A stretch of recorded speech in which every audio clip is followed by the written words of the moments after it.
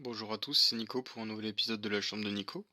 Aujourd'hui on se retrouve pour cet ordinateur que j'ai acheté à un ami. Il s'agit d'un MacBook Air de 2018.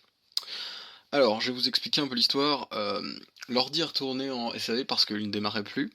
Le SAV a trouvé des traces d'oxydation, donc la garantie ne marche pas. Ils ont fait un devis pour le remplacement des pièces nécessaires. La personne qui me l'a vendu m'a dit que des fois il démarre quand on le branche sur secteur. Je l'ai vu, il me l'avait envoyé en fait en veille, donc il était démarré, c'est juste que le clavier ne répond pas. Le trackpad fonctionne, le clavier ne répond pas.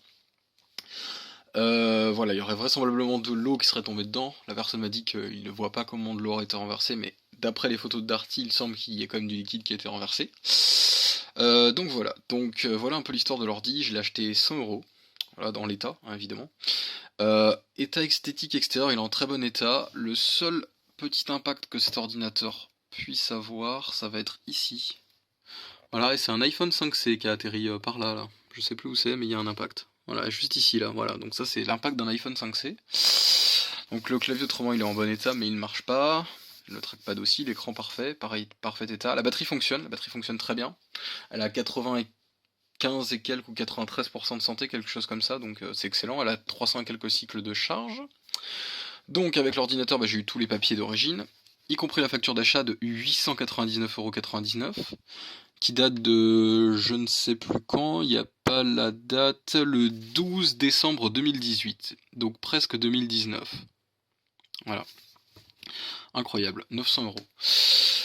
Donc voilà, bon après c'est parce que c'est quelqu'un que je connais hein, qui me l'a vendu ce prix là, ça serait pas pareil pour tout le monde. Donc voici la boîte, hop, on va aller regarder les petits specs, si je les trouve. MacBook Air 13 pouces, écran panoramique de 13,3 pouces, 1440 par 900, ce qui est lamentable en 2018. Processeur double cœur i5, 1,8 GHz, 3 Mb de cache, c'est un i5 de la série 5000, c'est du Haswell je crois. C'est lamentable aussi. 8 Go de SD-RAM DDR3 1600 MHz, donc pour un ordi de 2018 de la DDR3 c'est pareil, je ne m'exprimerai même pas. Sachant que les 8 Go sont soudés, donc voilà. SSD PCI Express 228 Go. Pour un ordi, je le rappelle, à 900 €, je m'exprimerai pas non plus. Bon, lecteur de carte SD XC, c'est cool. Thunderbolt et 2 USB 3, c'est du USB-A, donc ça c'est cool par contre. Clavier rétro-éclairé, ça c'est bien, mais bon, à 900 € tu t'attends à avoir un clavier rétro-éclairé. Prise casque, bon bah voilà. macOS préinstallé, caméra HD FaceTime. Je tiens à dire que la caméra 720p est plutôt pas trop mal. Wi-Fi on est en AC et Bluetooth 4.0, alors c'est Bluetooth 4, donc ça va. Bon, à part le SSD, bon, on peut le remplacer, mais évidemment, c'est un connecteur spécifique à Apple, donc c'est un peu plus embêtant pour le remplacer. Voici toutes les infos ici. Vous avez le numéro de série du Mac, je ne sais pas à quoi ça servira, mais bon, vous l'avez si vous voulez. Donc voilà, donc la machine, elle ne démarre pas, hein. Voilà, elle démarre des fois quand tu la branches sur secteur avec le MagSafe, elle se lance toute seule, mais le clavier ne marche pas, comme j'ai dit. Donc la personne l'a emmené chez Darty pour faire un devis. Donc voilà ce que Darty a donné comme photo. Donc ici on voit le connecteur du clavier qui est vraisemblablement abîmé et en plus de ça qui a pris l'eau. Alors on voit le connecteur qui est cassé, donc ça je pense que c'est du Darty, hein. Ça me choquerait pas. Alors petit détail, le petit cadeau de Darty, c'est que quand la personne a récupéré l'ordinateur au bout de 3 mois et que le technicien a regardé, il a cassé le pas de vis ici, voilà. Donc ça, ça c'est moyen. Mais bon, c'est du Darty tout craché. Donc voilà, donc ça va falloir que je m'occupe de réparer le pas de vis aussi. La personne m'a inclus des vis supplémentaires, donc voilà, donc ça c'est plutôt bien. Ensuite, donc on va aller pouvoir voir la chose. Donc il a été déposé pour une panne, c'est écrit appareil non réparé, devis hors délai, d'accord, donc ça c'est une chose. Voilà, le symptôme ne s'allume pas. Et ici j'ai la carte du devis.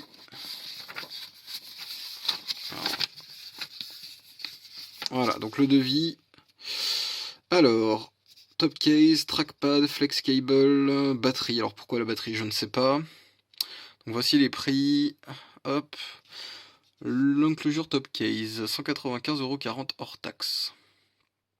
Et ben, je suis même pas sûr de pouvoir le trouver ce pied là si je voulais l'acheter neuf, le top case à ce prix là en tout cas, ça c'est sûr. 80 € le trackpad, flex cable, alors tout ça faut rajouter la TVA de 20% là-dessus, hein. Bah enfin bon, 200 balles pour un top case c'est vraiment pas très cher. Bon, enfin ça serait monté quand même à 573 € pour une machine qui coûtait donc 900 balles.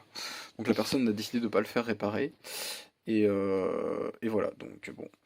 Et bah écoutez, moi je vais tenter de le réparer à la manière un peu cheap, donc pas très cher, c'est-à-dire en changeant le clavier, ce qui va être une opération très chiante. J'ai pas encore fait de MacBook Air et je ne veux pas faire les changements de clavier sur le matériel Apple. Enfin, en tout cas, pas ces claviers-là. Sur les anciens, je veux bien, mais encore les anciens, ouais. Jusqu'au premier MacBook, quoi. Non, mais il y en a qui sont moins chiants que d'autres, mais des nouveaux MacBook pour ça, c'est un enfer parce que les claviers sont riftés, donc ouais, vous allez voir que c'est vraiment pas drôle. Donc voilà, allez, on se retrouve un peu pour la suite. Alors, du coup, j'ai démonté le MacBook. Donc déjà, quand j'enlève la batterie, bon, Darty a bien fait les choses. Ça, ils ont cassé la batterie ici, ils ont cassé la batterie là, parce qu'ils ont trop serré la vis, donc ça a cassé le support. Là, c'est pareil, ils ont trop serré. Ils ont abîmé des vis. Ils ont cassé le connecteur qui est juste en dessous, qui est le connecteur du clavier. Ils ont cassé le clavier, ici, la nappe. Et là, le connecteur qui est en dessous, on va pas voir, mais c'est cassé, je vais vous montrer après. Et alors effectivement, par contre, il y a bien eu de l'eau, hein, ça c'est une certitude. Là, ici, il y a plein de corrosion, en fait, là-dessous. Voilà, comme vous pouvez le voir sur cette carte. Et là, sous la batterie, les deux indicateurs du bas sont de la bonne couleur, blanc, mais par contre ceux-là ont viré au rouge, donc il y a eu de l'eau. Donc voilà, enfin de l'eau ou à liquide en tout cas. Sur le clavier, je pense que ça c'est des traces de liquide aussi. Donc tout ça a bien viré, tout ça a bien été en tout cas au contact avec un liquide, c'est une certitude. Mais donc je vais essayer de démonter ça, de démonter la carte là et je vais regarder ce que je peux faire. Autrement au niveau de la carte mère, il me semble qu'il n'y a aucune trace de corrosion quelconque. Mais je vais investiguer un peu plus. Donc voilà. Donc oui, effectivement. Voilà, donc ça c'est corrodé. Hein. C'est bien corrodé. Ça c'est Darty. Bravo Darty. Merci pour le connecteur du clavier.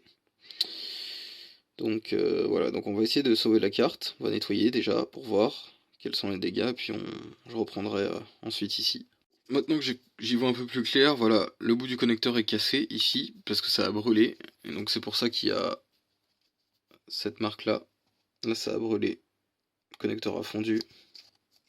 Donc il y a eu un court-circuit. Et ici même chose. Donc en fait il me faut cette carte là. Donc ça veut dire un trackpad.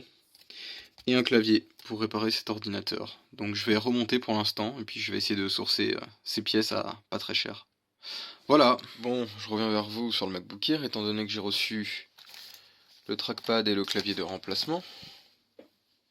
Donc j'ai commencé à démonter le MacBook, il va falloir tout enlever, la carte mère, tout. Je constate également que chez Apple, ils n'ont jamais dû voir un vrai système de refroidissement parce que je n'appelle pas ça un caléoduc. Non, parce que si ça c'est un système de refroidissement, quoi. Ça. Non mais les gars. Normal que le truc il est tout le temps à 100 degrés que les CPU meurent sur ces machines. Ça me choque même pas que les CPU ils meurent. Puis la pâte thermique appliquée en usine par Apple, on va falloir leur montrer aussi qu'on applique de la pâte thermique, je crois, parce que ce n'est pas du tout comme ça. Voilà. Donc j'ai aussi réparé, hop, ici, j'ai réussi à me débrouiller avec le pas de vis, et là c'est bon, le pas de vis c'est nickel. Donc je vais pouvoir remettre la dernière vis. Puis bah voilà, là c'est juste démonter proprement tout, enlever la carte mère, j'ai retiré le trackpad, voilà. Là on voit des traces de... On voit des petites traces de liquide, ça c'est des traces de liquide je pense. Il faudrait que je regarde sous la batterie, bon bah la batterie... Darty, en la démontant, il l'avait complètement mangé sur les côtés. Bon, là, il y a un poil de chat. Il avait mangé le bout, donc il va falloir que je le recolle. Mais j'ai plus de cyanocrylate pour le moment. Je vais voir ce que je peux faire. Je vais voir ce que je vais trouver.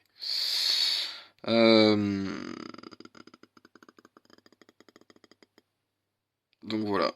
Mais sinon, là, il me reste à démonter la machine. Le plus chiant va être de enlever le clavier. Et ouais, vous allez voir. Donc, je reviens vers vous un peu plus tard. J'ai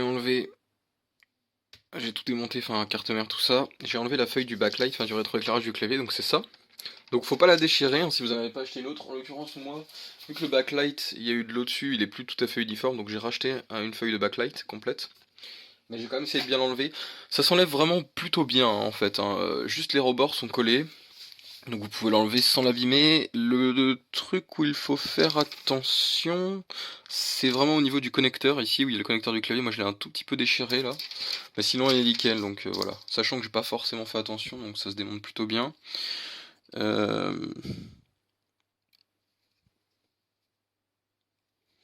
Alors là je vois qu'il y a des capteurs.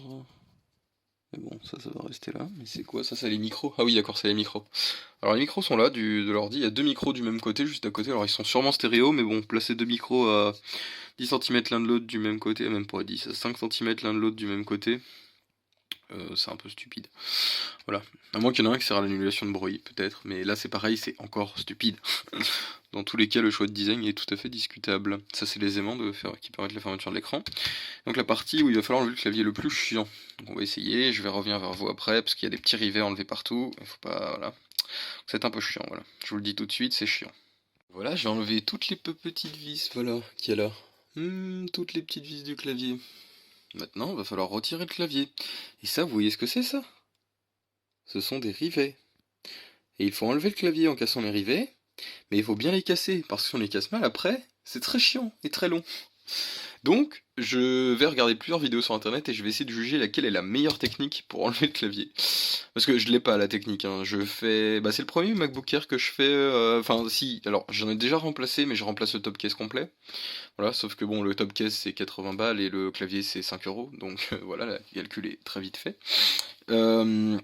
Mais voilà, c'est quand même vachement chiant à faire. Donc je vais regarder ça, et puis je vais essayer, puis on verra si ça marche ou pas. Voilà. Louis Rossmann a dit, faut tirer, donc on tire. Quel design de merde. Alors, le problème c'est que ça laisse des rivets. Alors vous voyez ça? Tous les rivets, alors il y en a plein qui sont partis, il y en a plein qui sont restés. Tous ceux qui sont restés, faut les enlever avant de remettre le nouveau clavier. Il va falloir que ce soit lisse. Alors lui, il fait avec un tournevis plat. Je vais essayer, on va voir. Mais bon, vous savez, Louis Rossmann c'est 100% expérience, moi c'est 0% expérience. Donc la différence va être que lui il est très bon et moi je ne suis pas très très bon. Voilà. Donc on va essayer comme ça, on va voir. J'ai réussi à tout enlever. Mais voilà, la méthode la plus simple n'était pas ce que vous pensiez. La méthode la plus simple... Voilà. Ça c'est la méthode la plus simple pour dégager les rivets et le plus proprement possible. Donc vous voyez, quand je fais au tournevis, c'est pas terrible, mais quand je fais avec cette méthode-là, les rivets ils partent plutôt bien. Voilà, pour la plupart, hein, parce qu'il y en a plein que j'ai fait au tournevis aussi. Voilà, par exemple, celui-là il a sauté facilement. Celui-là aussi. Il y en a que j'ai enlevé par là avec voilà, le tournevis. Alors celui-là il a bien sauté, mais ça a attaqué le métal. Enfin, la plupart maintenant ont été bien enlevés. Après là, s'il reste un rivet dedans, je peux pas faire grand-chose, mais enfin bon. Voilà, en tout cas c'est beaucoup mieux comme ça. Donc voilà. Donc ouais, c'est la meilleure méthode, c'est ça, et ça part très facilement, hein. Donc voilà, je pense que vous avez la réponse. Alors c'est la première fois que j'enlève un clavier avec un marteau burin, mais Apple, hein, faut trouver des techniques modernes pour contre l'obsolescence programmée. Je dirais rien, mais franchement Apple c'est vraiment c'est lamentable de faire ça quand même. Bref, j'espère qu'il y a que qui le font, hein. J'en attrape un autre le faire. Bam bam, hein, je vous le dis tout de suite. Mais bon, ça c'est une technique à la Apple, donc ça me choquerait pas plus que ça. Qui est que à faire ça. Voilà, bon bah je vais pouvoir mettre le nouveau clavier, puis on se retrouve après. Alors dernière chose, quand les rivets, vous voyez, ils ont mal sauté, en fait ils sont plats. Pour pouvoir revisser une vis dessus, il faut... Moi j'ai utilisé un embout de tournevis et je tape avec le marteau dessus. Ça me permet en fait de faire sauter ce qui reste du rivet. Et du coup je peux ensuite visser une vis. Alors ça sera pas parfait pour chaque trou, mais j'espère pouvoir visser au moins toutes les vis. Parce que sinon bah, le clavier vous aurez du deck flex, hein, c'est-à-dire qu'il va bouger et c'est vraiment pas agréable quand on tape dessus, sachant que c'est déjà un clavier chinois où ça sera pas agréable. Si vous pouviez le rendre le plus agréable possible, c'est quand même mieux, voilà. Donc juste pour vous montrer la petite astuce. Alors, j'ai dû sortir la mèche de 1 pour les tout derniers trous.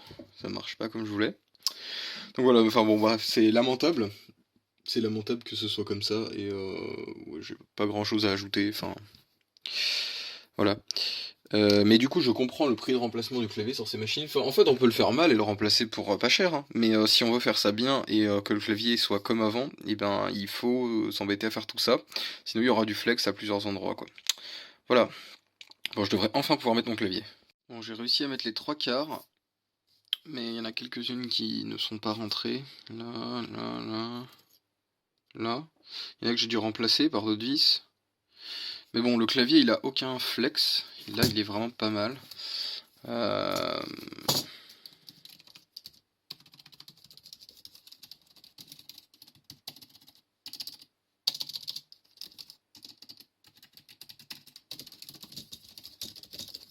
Donc on va dire que ça me va. On va remonter comme ça. Bon, là je remets le clavier, enfin la carte mère, j'ai remis le clavier correctement. Alors j'ai un petit souci avec le clavier mais je peux rien faire, il y a un défaut avec le clavier, je vais vous montrer cette touche là. Il y a un petit clic-clic en plus.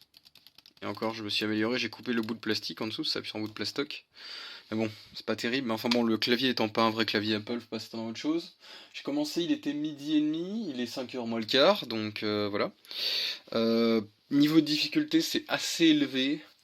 Dans le sens où évidemment le clavier chinois que tu achètes, bah il est pas parfait, il a des défauts. Comme vous avez vu, j'ai pas pu remettre toutes les vis. Ensuite, faut bien faire attention où on met les vis hein, sur le MacBook parce qu'il y en a des plus longues que d'autres. Donc voilà. Donc oui, c'est vraiment pas simple. Donc là, je vais remettre le nouveau trackpad que je vais sortir quand je l'aurai retrouvé, parce que pour l'instant, je l'ai pas retrouvé. Il est là. Ah si, ça y est, je l'ai. Voilà. Bon, j'avais acheté la nappe au cas où avec, j'en ai pas besoin, mais voilà, je l'ai si jamais. Ben voilà, donc c'est très très long. Bon, n'oubliez pas de remplacer la pâte thermique qui est mise en usine par Apple par quelque chose d'un peu plus performant et mieux, ça évitera qu'il grille tout de suite. Moi j'ai choisi de la Thermal Grizzly Cryonaut. Voilà, parce que bon, bah, déjà que le système de refroidissement est quasiment inexistant, si en plus de ça, la pâte thermique est vraiment mauvaise, si je vous explique pas dans le temps, c'est une catastrophe. Donc voilà, donc remplacer la pâte thermique. Bon, j'ai réussi à démarrer l'ordi, donc c'est-à-dire que ça fonctionne, hein, clairement. Le backlight fonctionne. Voilà. Et le trackpad fonctionne. Alors, si j'arrive à retrouver ma souris, elle est là. Hop là. Voilà, donc là j'ai le trackpad et la souris. Si je fais entrer ici, j'ai entré. Si j'ouvre le Finder, je fais un pomme W, ça ferme le Finder. Bon, je vais pas tester les autres touches, hein, mais j'espère que tout va marcher. En tout cas, bon, ça a l'air de marcher. Là, il est remonté, il y a juste un truc qui m'embête. Il va falloir peut-être que je mette du double face derrière cet haut-parleur et peut-être éventuellement celui-là en plus. Qui aime plus correctement, sinon tout le reste est remonté. Voilà. Ouais, ça va être ça. Alors, bon, je fais juste ça et je reviens. Un truc aussi, donc faut faire attention, les trois vis du ventilo sont pas les mêmes, donc faites bien attention, vous les remettez. Et donc voilà, en fait il était juste mal placé, le haut-parleur, il était pincé avec les câbles, donc vous n'avez pas besoin d'enlever la batterie, hein. Vous pouvez le décoller comme ça, vous enlevez juste le connecteur, vous le redécollez, vous le remettez correctement. Puis là c'est bon, je vais pouvoir fermer l'ordinateur, c'est parfait. Agréable d'avoir toutes les vis qui sont de retour sur sa machine, toujours important d'avoir toutes les vis. N'oubliez pas mon petit indice de réparabilité personnalisé. Bah ça c'est à 2 sur 10 quoi. Parce que bon, il n'y a pas grand chose de collé, c'est vrai. Mais mettre des rivets sur un clavier, non. Non, non, non, non, non, non, non, non, non. 2 sur 10. Apple. Enfin, plutôt comme dirait la personne qui avait cet ordinateur avant. Crapple. Voilà. Allez, à la prochaine pour une nouvelle vidéo.